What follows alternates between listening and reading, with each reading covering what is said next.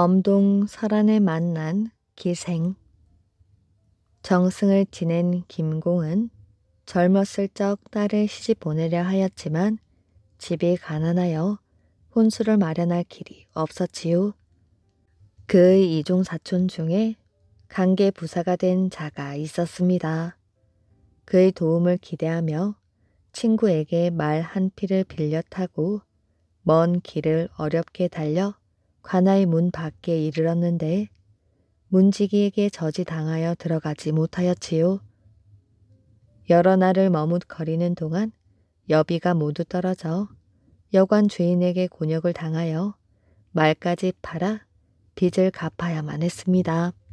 때는 엄동 설안이라 추위와 굶주림이 뼈에 사무쳤지요. 부사가 환곡을 받으러 창고에 나가는 틈을 타 김공은 길가에 서 있다가 부사의 얼굴을 보고는 말을 걸었지요. 그제서야 부사는 비로소 김공을 책실에 들어가 기다리게 하고 돌아왔습니다. 조금 뒤 저녁밥이 나왔는데 부사의 밥상은 진수성찬이고 김공의 밥상은 나물 반찬 몇 그릇 뿐이었지요. 김공은 춥고 배가 고파 원통한 마음을 품고 앉아있다가 그것을 보고 크게 화가 났습니다. 김공은 밥상을 엎으며 소리쳤지요. 그대가 어찌 나를 이렇게까지 멸시하는가? 그러자 부사는 크게 노하여 뜰 아래로 끌어내리게 하고 곧바로 관속들을 시켜 관할 밖으로 쫓아내게 하였지요. 밤은 이미 어두웠고 눈보라는 얼굴에 휘몰아쳤습니다. 김공은 기운이 빠져 여러 번 땅에 쓰러졌지요. 관아의 하인들이 애처롭게 여겨 큰 길에 이르자 김공을 풀어주었습니다. 김공이 비로소 정신을 차리니 온 몸이 얼어붙는데 갈 곳이 없었지요. 멀리 바라보니 한 점 불빛이 숲풀 사이로 새워 나왔습니다. 그쪽을 향해 겨우 가보니 집신 장수의 집이었지요. 급히 화로를 가져다 불을 쬐고 있었는데 한 미인이 등불을 들고 뒤에는 시녀가 술과 안주를 가지고 왔습니다. 그 미인은 걸음을 멈추고 물었지요. 아까 관가에서 쫓겨난 사람은 어느 곳에 계십니까? 김공은 그가 호의로 묻는다는 것을 알고 대답했습니다. 내가 바로 그 사람이요. 그러자 미인이 말하였지요. 저는 강계부의 기생입니다.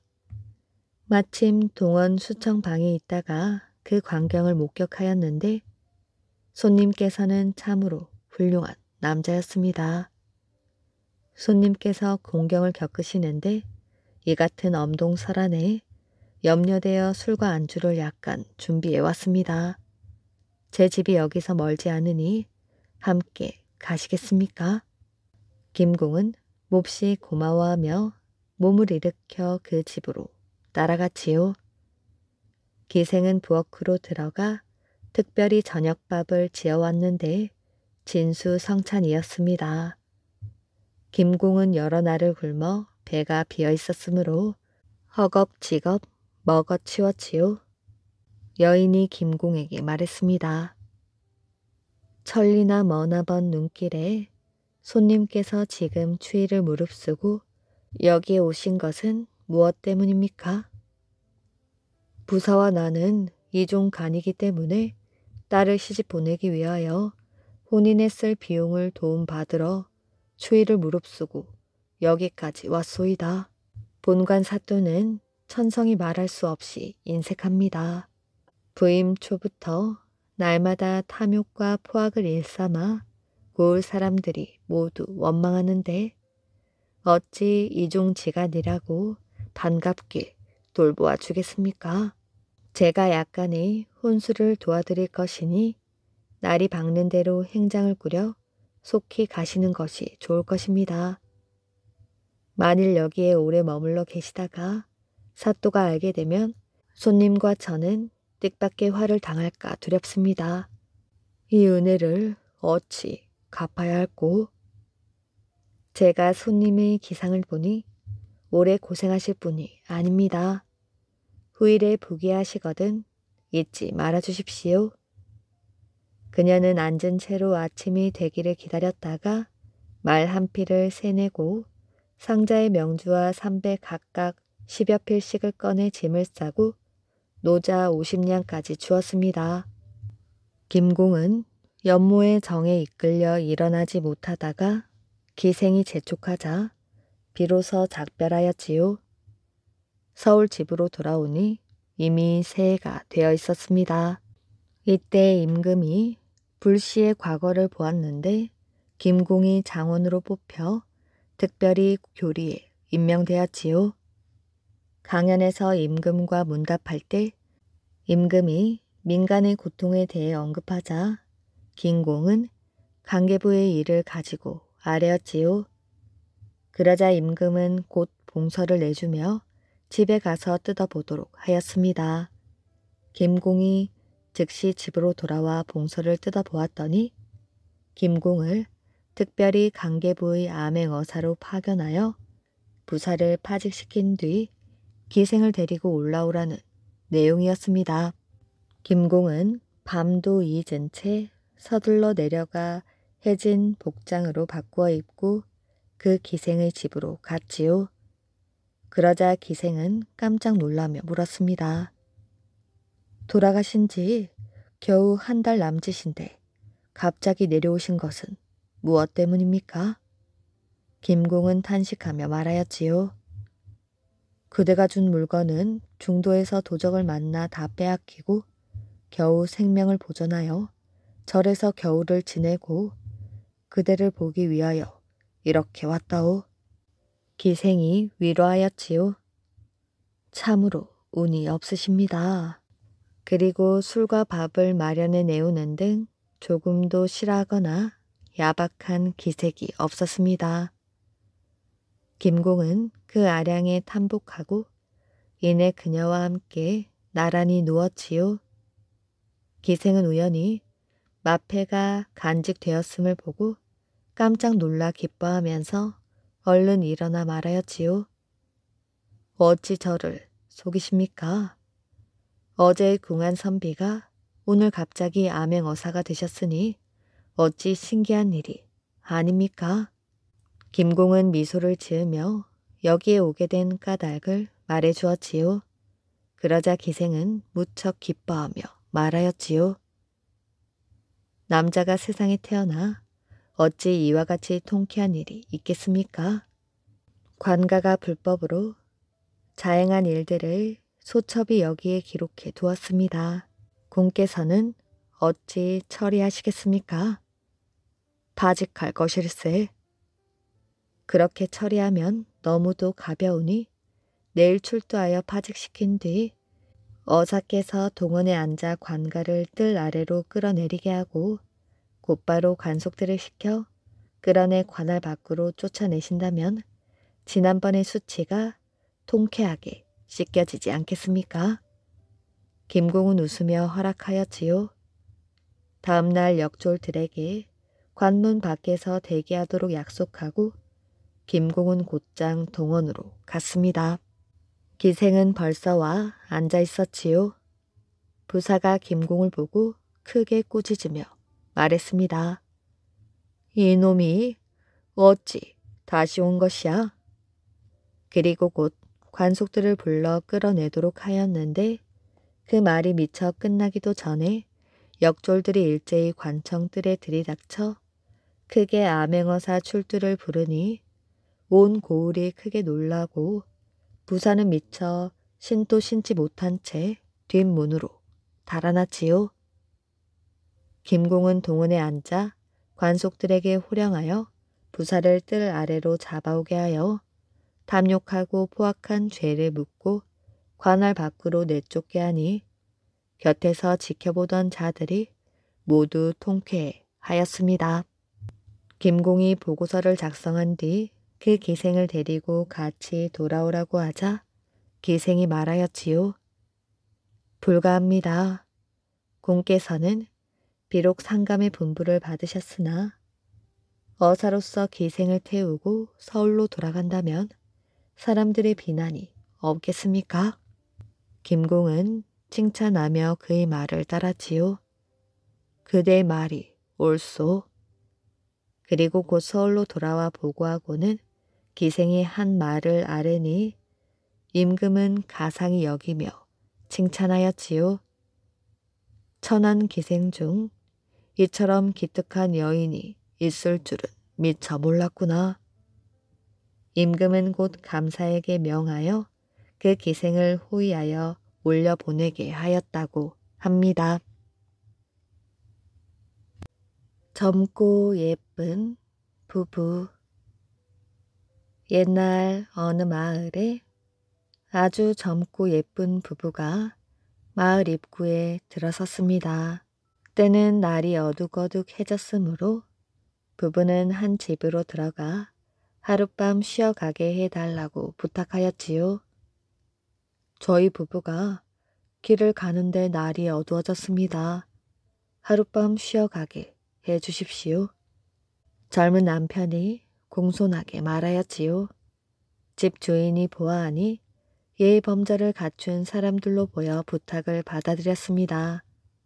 방이 딱 2개인지라 사랑방에서는 남자들이 자고 안방에서는 여자들이 자기로 하였지요.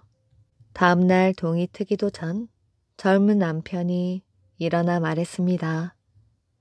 갈 길이 바쁘니 이만 가보겠습니다.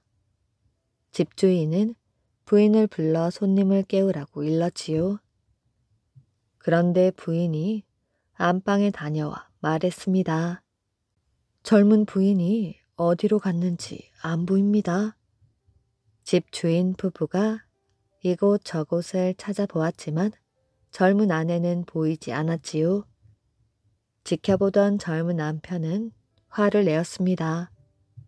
금방 찾을 사람을 왜 찾지 않고 없다고만 합니까? 그러더니 안방으로 들어가 이곳 저곳을 살피더니 벽장 문을 덜컥 열었지요. 젊은 아내가 그곳에 있었는데 목에 칼이 꽂힌 채 죽어 있었습니다. 젊은 남편은 아내의 시체를 끌어안고 통곡을 하였지요. 여보, 이게 어찌 된 일이오? 젊은 남편은 관하로 달려갔습니다. 집주인 남자가 자기 아내를 범하려 하다가 말을 듣지 않으니 죽였다며 고소를 하였지요. 당장 집주인 남자는 끌려갔습니다. 집주인은 억울하다 하였지요. 저는 그런 짓을 한 적이 없습니다. 그렇지만 아무도 믿지 않았습니다. 집주인 남자는 옥에 갇히고 말았지요. 이 억울함을 어떻게 풀까 궁리하다가 문득 사주책이 떠올랐습니다. 언젠간 한 점쟁이한테서 사주팔자를 보았는데 목숨이 위험할 때 보라며 사주책 한 권을 주고 간 것이지요. 집주인의 아들은 아버지의 말을 듣고 사주책을 뒤져보았습니다. 거기에는 삼족구만이 너를 살린다고 적혀 있었지요. 아들은 삼족구를 찾으러 떠났습니다. 삼족구란 다리 3 달린 개로 악기를 물리치는 능력이 있다고 합니다. 서울에 이르러 여기저기 떠도는데 하늘이 도우려는지 다리 3 달린 개가 어느 집으로 들어가고 있는 게 아니겠어요? 아들은 따라 들어가 개 주인을 찾았지요. 부르는 대로 값을 쳐드릴 터이니 그 개를 파십시오. 아들은 비싼 돈을 주고 개를 사 집으로 데려왔습니다. 한편 젊은 남자는 아내를 바로 집 앞에 묻어놓고 날마다 가서 울고 있었습니다. 삼족구는 남자의 울음을 듣자마자 귀를 쫑긋하더니 번개처럼 달려가서 목을 물고 뒤 흔들었지요. 그러자 남자는 하얀 여우로 변하여 죽어버렸습니다. 삼족근은 코를 킁킁 대며 무덤을 팠습니다. 역시 그 안에서도 하얀 여우가 자고 있었지요. 그러니 젊은 부부는 여우, 그것도 구미호였던 것입니다. 소년에게만 들리는 목소리. 옛날 어느 마을에 마씨 성을 가진 소년이 살고 있었습니다. 마씨는 부모님을 극진히 모시는 효자였지요. 마씨는 날마다 강가로 나가 물고기를 잡았습니다. 아버지가 물고기 요리를 좋아하기 때문이었지요. 그물을 던져 물고기를 한꺼번에 잡고 싶어. 하지만 강물이 깊고 물살이 세서 물에 들어가기 겁난단 말이야. 마씨는 강에서 고기를 잡기에는 너무 어렸습니다. 그래서 그물보다는 낚싯대를 써서 고기를 잡았지요. 어느 날 마씨는 강가로 나가 낚시질을 했습니다. 한나절을 앉아 있었지만 겨우 붕어 몇 마리를 낚았을 뿐이었지요. 마씨는 낚싯대를 챙겨 들고 강가를 떠났습니다. 집에까지 가려면 고개를 넘어가야 하였지요. 마씨는 고개를 넘다가 길에서 이상한 돌을 주었습니다. 어른 주먹만한데 파란 빛이 나는 돌이었지요. 이상한 돌이네. 집에 가져가야지. 마씨는 돌을 주머니에 넣고 집으로 돌아왔습니다. 저녁을 먹고 책을 읽으니 밤이 되었지요. 마씨는 이불을 덮고 누워 잠이 들었습니다. 그런데 마씨는 와글와글 떠드는 소리에 잠이 깨었지요. 왜 이리 시끄럽지? 마씨는 방 문을 열고 밖을 내다보았습니다. 그랬더니 마당에 많은 사람들이 모여들어 왁자지껄 떠들고 있었지요. 우리 동네 사람들은 아니고 처음 보는 사람들이네. 무슨 일로 우리 집에 찾아와서 소란을 피우는 거지?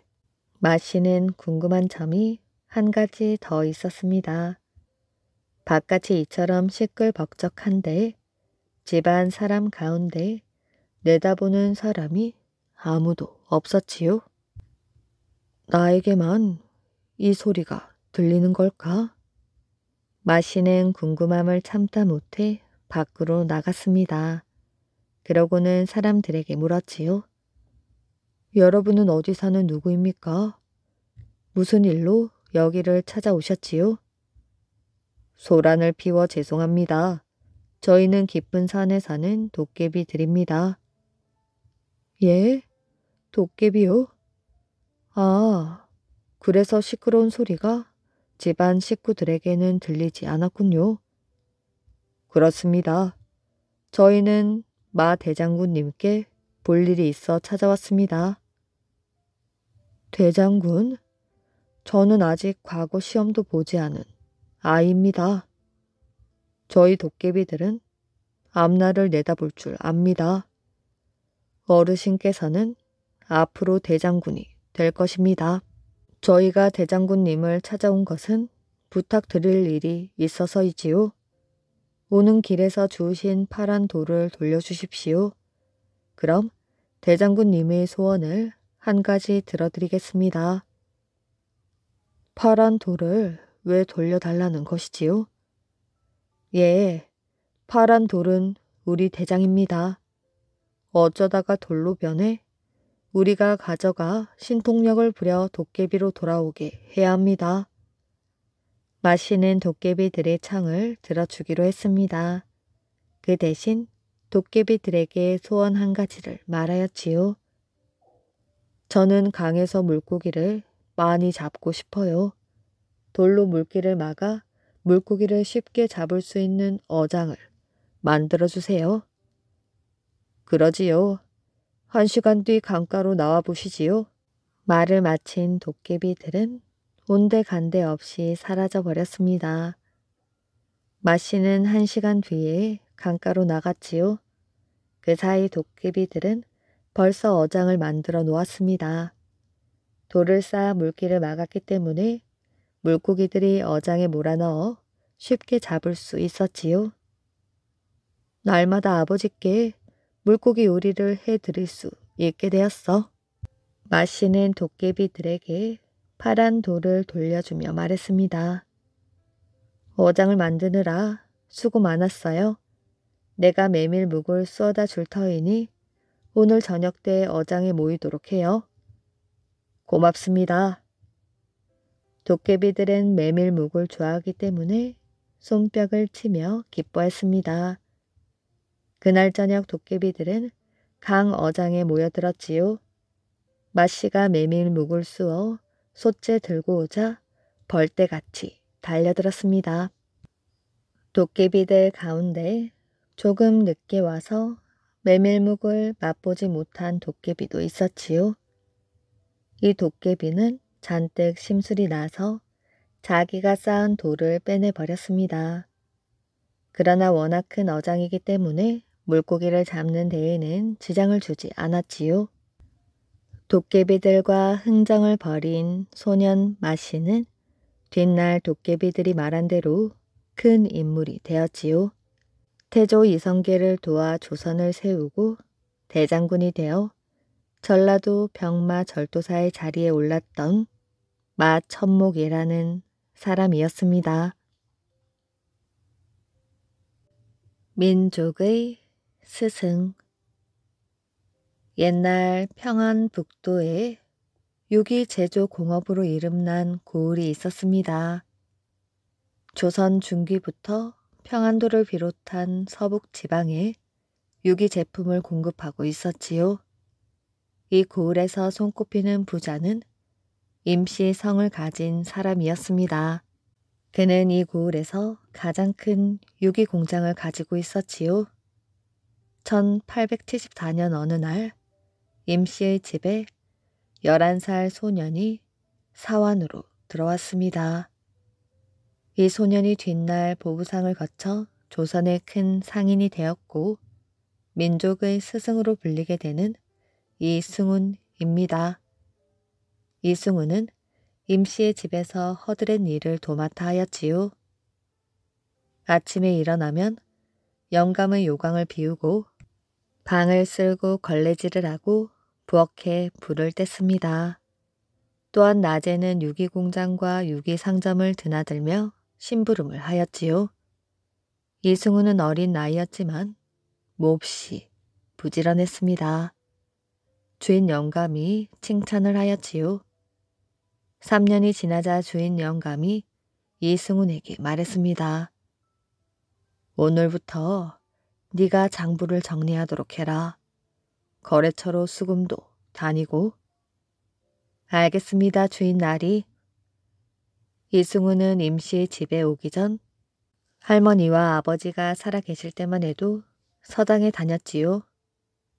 8개월 만에 어머니를 여인 그는 10살 때 할머니와 아버지가 잇따라 세상을 떠나자 고아가 되어버렸습니다. 5살 많은 형이 있었지만 각기 살 길을 찾아 일을 해야 하였지요. 서당은 그만두었지만 그나마 글은 읽고 쓸 줄 알아 다행이었습니다. 주인 영감 밑에서 장부를 정리하고 수금하는 일은 맡아볼 수 있었기 때문이지요. 이승우는 심부름을 다니면서 유기장사에 대해 이것저것 보고 배웠습니다. 놋그릇, 놋수저, 대야랑 요강, 유기제품은 누구나 좋아하는 용품이로구나. 명절을 앞둔 철에 유기가 많이 팔리네. 이승우는 어린 시절 겪은 가난이 지긋지긋했습니다. 그래서 자신도 유기 장사를 하여 돈을 많이 벌고 싶었지요. 15살에 장가를 든 이승우는 주인 영감 집에서 나와 살림집을 얻었습니다. 그리고 주인 영감을 찾아와 말하였지요. 저도 이제 독립을 하고 싶습니다. 그래? 유기 장사를 하겠다는 거니? 예, 물건을 주시면 시장을 돌아다니며 팔아보겠습니다. 노숫갈 한 짐을 외상으로 주지. 제주껏 팔아보렴. 이승훈은 주인 영감에게 노숫갈 한 짐을 얻어 짊어졌습니다. 그는 소원대로 보부상이 된 것이지요. 이승훈은 상인들을 따라 평안도 정주 지방에 열리는 각 시장을 부지런히 찾아다니며 장사를 했습니다. 노숫갈 짐은 아주 무거웠지요. 봄, 가을은 그럭저럭 다닐만 하였지만 여름과 겨울은 더위와 추위 때문에 고생이 심했습니다. 특히 밤에 잠도 못 자고 걷는 새벽길은 죽을 맛이었지요. 날이 이렇게 추운 날은 비상을 먹는 게 좋아. 비상이란 비석의 열을 가하여 승화시켜 얻은 결정체입니다. 현재는 독성 때문에 쓰이지 않는답니다. 이승우는 유기 장수들과 함께 가다가 이 말을 듣고 깜짝 놀랐지요. 비상은 독약인데 먹어도 괜찮아요? 쌀애기만큼만 먹으면 아무 탈이 없지. 너도 먹어봐라. 몸이 금방 후끈후끈 해질 것이야. 이승우는 비상 조각을 넘겨받아 입 안에 털어 넣었습니다. 그러자 잠시 뒤 정말 몸이 후끈후끈해졌지요. 이승우는 처음에는 평안도 지방의 시장만 돌아다녔는데 장사가 잘 되지 않았습니다. 근처에 유기 공장이 많아 유기 장수들이 많다 보니 경쟁이 치열했던 것이지요. 여기선 도저히 장사를 못하겠어. 사람들이 단골에게만 물건을 사니 말이야. 황해도 지방으로 가서 장사를 해보자. 이승우는 황해도의 안악, 재령, 신천 등지를 돌아다니며 장사를 시작했습니다. 이곳은 농사가 잘 되는 지대여서 살림이 여유가 있었지요. 게다가 유기 장수들이 이곳까지 오지 않기 때문에 이승우는 가는 곳마다 환영을 받았습니다. 유기가 금방 동이 나 더 많은 유기를 지고 와야 하였지요. 이제 나귀를 사서 유기를 싣고 다녀야겠다. 장사는 날이 갈수록 잘 되었습니다. 나중에는 나귀로도 모자라 소 달구지에 유기를 가득 싣고 다녔지요. 황해도에는 농사 짓는 사람들이 많아 외상도 활발하게 했습니다. 유기를 외상으로 주어 그 대금을 가을 추수 때 곡식으로 받는 것이었지요. 이승훈이 장사를 하는 황해도는 목화 농사로 유명했습니다. 이승훈은 유기 값으로 목화를 받기도 했는데 문득 이런 생각이 들었지요. 목화를 몽땅 사서 정주나 평양에 가서 팔까? 이승훈은 유기 장사를 하며 목화 장사까지 하였지요. 해마다 목화를 잔뜩 사들여 평안도에서 팔았는데 없어서 못 팔 정도였습니다. 이승우는 24살이 되었지요. 많은 돈을 벌자 이젠 더 큰 장사를 하고 싶었습니다. 보부상을 그만두고 유기상점과 유기공장을 만들자. 그런데 유기공장을 세우려면 큰 돈이 필요한데. 평안북도 칠산에는 평안도에서 가장 큰 부자인 오희순이라는 사람이 살았지요. 오 씨는 평안도의 상인들에게 돈을 빌려주고 이자를 받고 있었습니다. 이승훈도 돈을 빌리려고 오 씨의 집을 찾아갔지요. 오 씨의 집에는 사람들이 잔뜩 모여 있었습니다. 모두들 돈을 빌리러 온 상인들이었지요. 오 씨가 집을 비우고 없어 그가 돌아오기를 기다리고 있었습니다. 저녁 무렵 오 씨가 집으로 돌아왔지요. 오 씨는 사람들에게 말하였습니다. 기다리게 해서 미안하오. 내가 요즘 조상들 묘소에 비석을 세우느라 무척 바쁘다오. 오 씨의 말이 떨어지기 무섭게 그 자리에 모인 상인들은 입에 침이 마르도록 오 씨를 칭송했습니다. 정말 큰일을 하셨군요. 역시 어르신은 조상을 잘 섬기는 분이십니다. 조상님들이 얼마나 기뻐하시겠어요? 오 씨는 어깨가 으쓱해졌지요. 그는 집안 이야기를 또 했습니다. 복을 받아 재물을 쌓아도 근심 걱정은 여전하다오. 내 요즘 삼촌 때문에 골머리가 아프거든. 여러 번 장사 미천을 대주어도 돈을 다 없애고 또 손을 내미니 삼촌이 워낙 낭비가 심하여 돈을 모을 줄 모르고 물쓰듯 펑펑 쓴다오. 그리고 조카인 나를 찾아와 돈을 달라고 보채니 이거 원. 이승우는 윗방 윗목에 앉아 있었습니다. 그는 오씨 이야기를 듣다 말고 벌떡 일어나 이렇게 말하였지요. 어르신, 집안 이야기는 그만하시지요. 자기 조상 묘소에 비석을 세운 것이 무슨 자랑스러운 일입니까? 그리고 젊은 사람들도 있는데 삼촌 흉을 보시다니요. 그것은 도리에 맞지 않습니다. 오 씨는 얼굴빛이 달라졌습니다. 돈을 빌리러 온 사람들에게 늘 칭찬만 듣다가 그런 말을 들으니 기분이 상하였지요. 뭐가 어째고 어째? 오 씨는 이승훈을 노려보더니 안채로 가버렸습니다. 이 사람아, 돈을 빌리러 와서 그런 심한 말을 하면 어째? 주인 영감의 비위가 상했으니 오늘 돈 빌리긴 턱군. 사람들은 못마땅한 표정으로 이승훈을 나무랐습니다. 그러나 이승훈은 아무 대꾸도 않고 그대로 앉아 있었지요. 오 씨가 다시 나온 것은 다음 날 아침이었습니다. 오 씨는 뜻밖에도 온화한 얼굴로 이승훈에게 말하였지요. 어제는 기분이 좀 나빴는데 가만히 생각해보니 자네 말이 옳아. 게다가 젊은 사람들도 있는데 삼촌 흉을 본 것은 도리에 맞지 않는 일이지. 내가 잘못했어. 자네 돈은 얼마나 빌리러 왔는가? 필요한 만큼 가져다 쓰게나. 그리하여 이승우는 오 씨에게 돈을 빌려 유기 공장을 세웠습니다. 어린 시절 몸담았던 임 씨의 유기 공장보다 훨씬 큰 유기 공장이었지요. 이승훈의 공장은 다른 공장들과 확실히 달랐습니다. 이승훈은 공장 건물을 지을 때부터 근로자들을 먼저 생각하였지요. 근로자들이 건강하게 일하려면 공장에 햇볕이 잘 들고 바람이 잘 통해야지.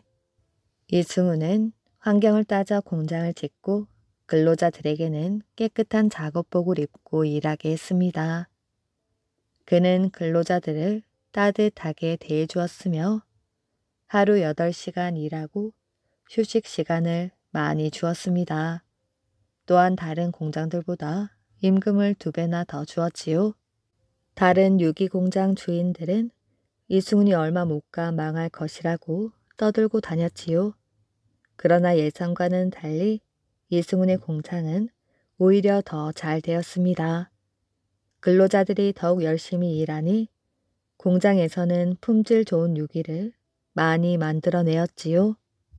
그러다 보니 이승훈의 유기 사업은 나날이 번창했습니다. 그러나 1894년 청일 전쟁이 일어나면서 그에게도 시련이 닥쳤지요. 평양 전투에서 일본 군에게 진 청나라 병사들이 달아나는 길에 이 고을에 들러 그 일대를 쑥대밭으로 만들어버린 것입니다. 다른 곳으로 피난을 갔다가 돌아와 보니 집, 상점, 공장이 모두 파괴되어 있었지요. 놋그릇 하나 남아있지 않았습니다. 참으로 허무하구나. 내 젊음을 바쳐 이루어 놓은 것들이 하루아침에 잿더미로 변해버리다니. 오 영감에게 진 빚만 남았구나. 유기 마을에는 오 씨에게 빚을 얻어다 쓴 사람들이 많이 있었지요. 이들은 상점과 공장이 파괴되어 빚을 갚을 길이 없자 하나둘 자취를 감추어 버렸습니다. 그러나 이승우는 아무리 망했어도 그렇게 할 수가 없었지요. 이승우는 오 씨에게 진 빚과 그 이자를 계산하여 명세서를 만들었습니다. 그리고는 오 씨를 찾아가 명세서를 내밀며 말하였지요. 난리 때문에 빈털터리가 되었습니다. 하지만 어르신께 진 빚은 나중에 반드시 갚겠습니다. 오 씨는 명세서를 들여다보고는 잠시 생각에 잠겼다가 입을 열었지요. 병안도 땅에서 나에게 빚을 얻어 쓴 사람이 한둘인가? 그런데 손해를 보고는 나에게 찾아와 사정을 말한 사람은 자네밖에 없네. 장사를 하려면 자네처럼 신용이 있어야지. 오 씨는 벼루를 꺼내어 붓에 먹을 듬뿍 찍었습니다. 그러더니 그 붓으로 명세서 위에 10십자로 가위표를 쭉쭉 그었지요. 이 돈은 없는 것이니 잊어버리게. 자네도 이제 장사를 하려면 돈이 필요하겠지. 내가 돈을 대줄 터이니 다시 한번 시작하게. 오 씨는 이승훈에게 2만 양을 빌려주었습니다. 이승훈은 그 돈으로 유기 상점과 유기 공장을 다시 세웠지요. 고을에는 다른 유기 상점과 유기 공장이 없어 거의 독점하다시피 했습니다. 그리하여 큰 돈을 벌 수 있었지요. 평안도에서는 이승훈이 만든 유기를 쓰지 않는 사람이 없다고 할 정도였습니다. 그 뒤 이승훈은 유기뿐만 아니라 도자기, 종이, 자파, 석유 등 여러 물건을 사고 파는 무역상이 되었지요. 그는 조선의 큰 부자가 되어 그가 벌어들인 돈이 자그마치 70만 양이 되었습니다. 지금 따지자면 3조 원 가까이 되는 엄청난 돈이었지요. 그러나 이승우는 러일 전쟁을 거치며 하는 장사마다 실패했습니다. 그리하여 기운을 잃고 2년 동안 고향에 내려가 지내었지요. 어느 봄 평양을 찾은 이승우는 모란봉에서 개최된 시국 강연회에서 도산 안창호를 만났습니다. 그 연설을 들은 것이지요. 일본 사람들은 우리나라를 집어삼키려 하고 있습니다. 우리나라 사람들이 그들을 물리치려면 힘을 길러야 합니다. 새로운 교육을 하여 새 사람이 되어야 합니다. 이승우는 안창호의 연설을 듣고 깊은 감동을 받았습니다. 그는 상투를 풀어 머리를 깎았으며 술과 담배를 끊었지요. 우리가 살 길은 교육을 통해 힘을 길러 나가는 것이야. 이승우는 이때부터 교육사업과 독립운동에 뛰어들었습니다. 고향에 돌아가 학교를 세웠으며 3.1 운동 때에는 민족 대표 한 사람으로 참여하였지요.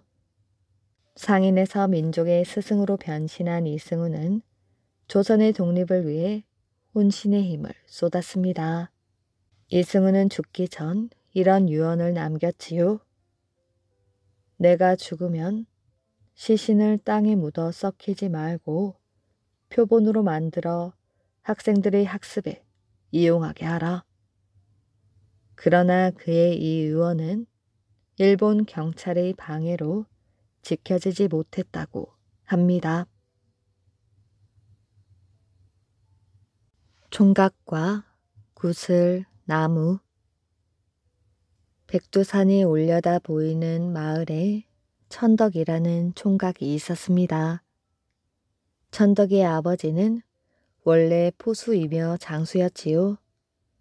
아버지는 전쟁에 나갔다가 돌아오지 못하였습니다. 얼마 후 어머니도 병으로 돌아가시고 9살 때부터 혼자 살고 있었지요. 천덕이는 아버지가 물려준 장검과 활을 가지고 칼쓰기와 활 쏘기를 익혔습니다. 아버지 유언대로 장수가 되기 위해서였지요. 어느 날 천덕이는 소백산 너머 곰산으로 사냥을 떠나게 되었습니다. 하늘 위로 독수리 한 마리가 날고 있었지요.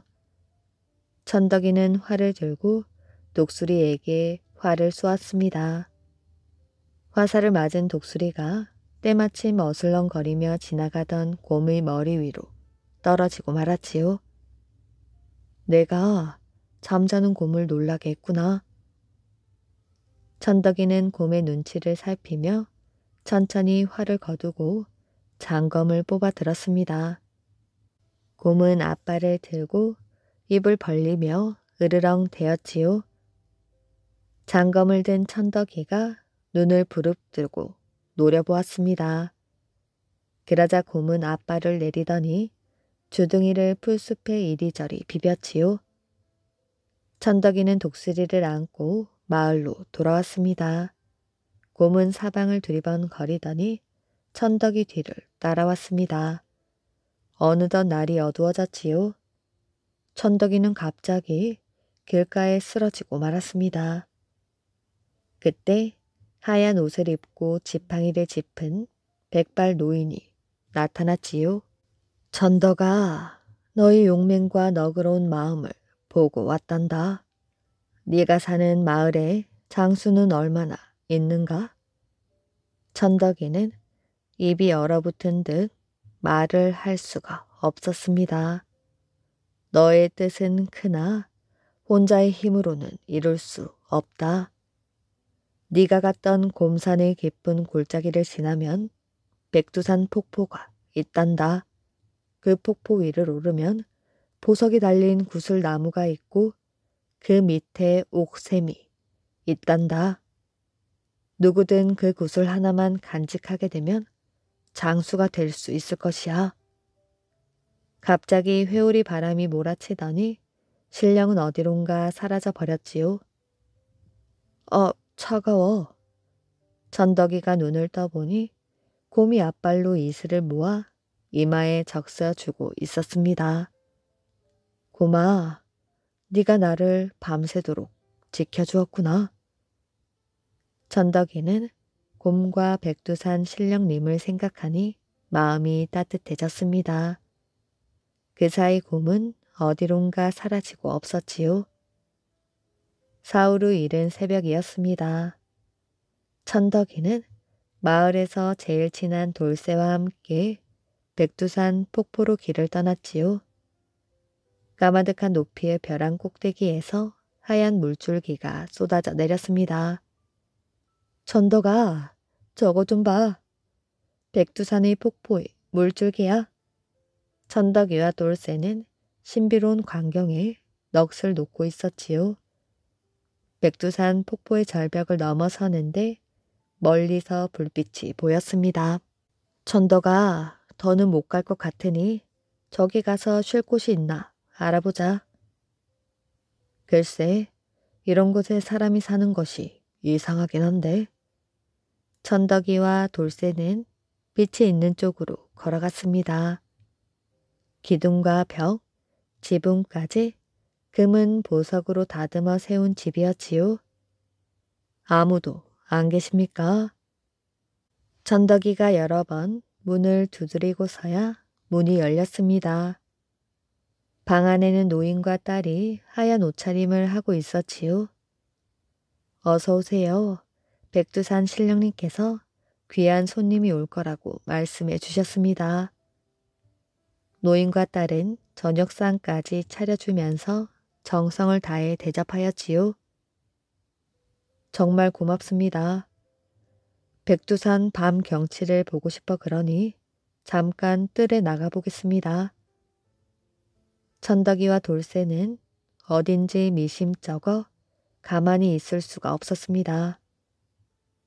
아무래도 이상해. 우리 포수 할아버지가 준 범가죽 털 조고리를 덮고 밤을 보내도록 하자. 그때 방 안에서 노인과 딸이 수군거렸습니다. 저놈들이 우리의 구슬나무를 꺾으러 왔구나. 우리가 주는 독주를 한 모금도 마시지 않았으니 뜰에 가서 이 부채로 돌을 만들어 버려야겠다. 이윽고 부채를 든 딸은 뒤꿈치를 들고 천덕이와 돌쇠에게로 살금살금 다가갔습니다. 아! 호랑이다. 딸은 갑자기 기겁을 하며 방 안으로 뛰어들어갔지요. 그 소리에 천덕이가 벌떡 일어났습니다. 딸은 급하게 뛰어가다가 문지방에 다리가 걸려 넘어지고 말았지요. 넘어지면서 치맛자락이 벌어지더니 긴 꼬리가 보였습니다. 아니 저건? 천덕이는 검을 뽑아 노인과 딸을 칼로 내리쳤지요. 순간 방 안에는 황소같이 큰 여우 2마리가 누워 있었습니다. 집은 온데간데 없이 사라지고 그 자리에 보석이 주렁주렁 달린 나무 한 그루가 서 있었지요. 돌쇠야, 구슬나무야. 백두산 신령님께서 구슬 한 알만 가지면 장수가 된다고 하셨잖아. 천덕이와 돌쇠는 좋아 어쩔 줄을 몰랐습니다. 여기 바위 틈에 샘물이 있어. 옥샘이야. 천덕아, 여기엔 바위굴이 있어. 천덕이와 돌쇠는 굴 속을 들여다보았습니다. 달걀 같은 차돌이 깔려 있었지요. 천덕이는 차돌 하나를 집어 옥샘에 씻어 보았습니다. 새하얀 차돌은 서서히 분홍빛으로 변하더니 투구와 갑옷을 입고 활과 검을 찬 장수가 되었지요. 천덕이와 돌쇠는 눈이 휘둥그레졌습니다. 굴 안에 있던 차돌을 꺼내다가 옥샘에 모두 씻었습니다. 차돌은 수백 명의 장수로 변하여 벌떡벌떡 일어섰지요. 저희들은 10년 전 백두산 구슬나무와 샘을 찾아왔던 장수들입니다. 그때 노인과 딸에게 부채살로 맞아 차돌이 되었지요. 이제 우리를 살려주신 2분을 위해 장수가 되겠습니다. 장수들은 천덕이와 돌쇠 앞에서 무릎을 꿇었습니다. 이러지 마세요. 우리는 이 마을에 사는 농부의 아들 천덕이와 돌쇠입니다. 2 사람은 서로의 얼굴을 쳐다보며 몸둘 바를 몰랐지요. 일어서십시오. 우리를 위해 장수가 되지 말고 나라를 위한 장수가 되십시오. 천덕이와 돌쇠는 목이 말라 샘물을 한 바가지씩 마셨습니다. 아, 시원하다. 갑자기 2 사람의 몸이 근질근질 하더니 수백 명의 장수들 사이에 차돌이 우뚝 솟아 있었습니다. 그날부터 천덕이는 대장이 되었고 돌쇠는 부장이 되었다고 합니다. 사슴과 멧돼지. 백두산의 폭포 아래에 사슴들의 마을이 있었습니다. 사슴들은 사계절 내내 이곳에서 풀을 뜯어먹고 샘물을 마셨지요. 어느 날 멧돼지들이 마을에 나타났습니다. 멧돼지들이 땅을 마구 파헤치고 있어요. 풀밭뿐 아니라 나무 뿌리도 파헤쳐서 나무가 죽어가고 있어요. 그놈들을 그냥 놔둬서는 안 됩니다. 사슴 대장을 찾아온 사슴들은 화가 나 있었습니다. 사슴 대장, 저놈들을 하루라도 빨리 쫓아내야 합니다. 내가 멧돼지에게 가봐야겠다. 멧돼지들, 너희들이 이곳에 온 후 우리 마을은 엉망진창이 되었다. 당장 여기를 떠나거라. 너희들이 이래라 저래라 할 일이 아니지. 우리는 땅을 파헤치며 살아가는 동물이야. 우리에게 땅을 파헤치지 말라는 것은 죽으란 소리와 같다. 멧돼지들은 땅을 두드리며 금방이라도 덤벼들 것처럼 노려보았습니다. 그럼 이 마을을 떠날 수 없단 말이냐? 그렇다. 멧돼지들은 쉽게 떠날 것 같지 않았습니다. 한 번 더 경고하지만 만약 계속 땅을 파헤친다면 가만히 있지 않겠다. 사슴들도 만만치 않았지요. 사슴 대장의 말에 화가 난 멧돼지들은 더욱더 풀과 나무를 파헤쳤습니다. 당장 이곳을 떠나지 못하겠느냐? 멧돼지들은 들은 척도 하지 않았지요. 누구한테 큰 소리야? 얘들아, 이 사슴들을 당장 쫓아버려라. 멧돼지 대장이 명령을 내리자 멧돼지들은 사슴을 향해 덤벼들었습니다. 멧돼지들은 힘이 세고 사나웠지요. 얼마 후 사슴들은 제대로 싸우지도 못하고 도망을 치기 시작했습니다. 안 되겠다. 일단 돌아가자. 사슴들은 분하였지만 화를 참아야만 했습니다. 왜 우리가 저놈들에게 당해야 합니까? 여기는 우리 마을입니다. 죽자 살자 다시 싸웁시다. 자, 다들 멧돼지에게로 갑시다. 사슴들은 멧돼지들이 모여있는 곳으로 다시 달려갔습니다. 땅을 파헤치고 있던 멧돼지들은 멀리서 달려오는 사슴떼를 보았지요. 저것들이 정말 겁이 없구나. 멧돼지들은 달려오는 사슴들을 주둥이로 밀쳤습니다. 사슴들이 뿔로 받고 발로 차면서 싸움이 시작되었지요. 힘이 약한 사슴들은 쉽게 쓰러져 버렸습니다. 다치지 않은 사슴이 없을 정도였지요. 시간이 갈수록 싸움하는 사슴의 숫자가 줄어들고 있었습니다. 멧돼지들은 전혀 지친 표정이 아니었지요. 사슴대장, 이러다 우리 사슴들이 모두 쓰러지고 말겠어요. 억울하지만 일단 물러서기로 하자. 사슴대장은 다친 사슴들을 둘러보았습니다. 여기저기에 쓰러져 있는 사슴들의 모습은 비참하였지요. 불쌍한 사슴들의 소식이 어느새 백두산 신령님의 귀에까지 들었습니다. 이런 못된 멧돼지들이 있나? 백두산 신령님은 화가 났습니다. 얼른 약수를 나오게 하여 사슴들을 고쳐두도록 하라. 백두산 신령님이 명령을 내렸지요. 명의는 가서 사슴들의 치료를 돕도록 하라. 잠시 후 산 기슭에서 김이 솟구치더니 맑은 물이 쏟아졌습니다. 사슴들은 기뻐 어쩔 줄을 몰랐지요. 명의님, 저희를 치료해 주셔서 고맙습니다. 사슴들은 다친 곳을 움켜쥐고 약수에서 뒹굴었지요. 어떤 사슴은 머리를 물에 담가 보기도 하고 마시기도 했습니다. 상처는 눈 깜빡할 사이에 나았지요. 신령님, 고맙습니다. 사슴들은 다시 멧돼지들이 있는 곳으로 깡충깡충 뛰어갔습니다. 아니, 저놈들이. 대장, 이번에는 끝내줍시다.